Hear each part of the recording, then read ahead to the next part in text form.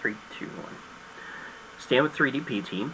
So this is short about non-fungible token art and how it could impact 3D printing.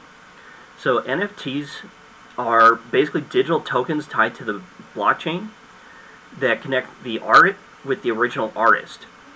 And NFTs can be unique one individual tokens that can be bought and sold like investment art. Now, Beeple just made history by selling one of his collages for $69 million.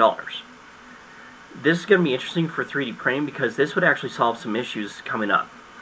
We've had an ongoing issue with people stealing files from Thingiverse and selling them on Etsy. And so you could do different things with this to put a blockchain from a digital file all the way to a physical file. And if you could tie the image to the STL and put that on the blockchain, then you would have a unique way to trace art.